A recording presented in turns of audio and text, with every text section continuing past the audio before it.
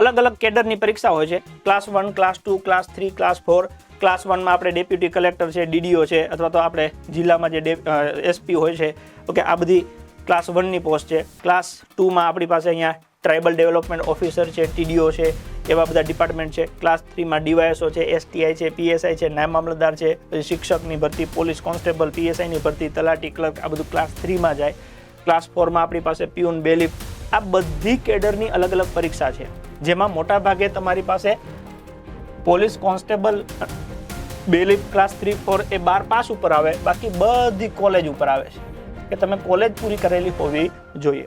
એટલે જે લોકો 12 પાસ થઈ ગયા છે એને ચાલુ કોલેજ સાથે 12મું પતી ગયું છે એટલે કોલેજની સાથે સાથે તૈયારી ચાલુ કરી દેવાય। 3 વર્ષમાં કોલેજ પતે, સામે 3 વર્ષમાં તૈયારી પતે, આ ફિક્સ રાખવાનું। અને જો કોલેજ પતાવી દીધી હોય તો હવે 3 વર્ષ પાછા નવેસરથી ચાલુ કરવા। પરીક્ષા કોઈ પણ હોય, અભ્યાસક્રમ 80% સુધી સરખો જ હોય છે। તમે મોટા ભાગની કોઈ બી પરીક્ષા જોશો ને તેનો અભ્યાસક્રમ, હવે જીપીએસસીમાં તો બધી પરીક્ષાનો પ્રિલિમનો અભ્યાસક્રમ કોમન થઈ ગયો છે, એના સિવાયની બધી ભરતી બોર્ડનો અભ્યાસક્રમ છે એમાં 80% કોમન હોય છે।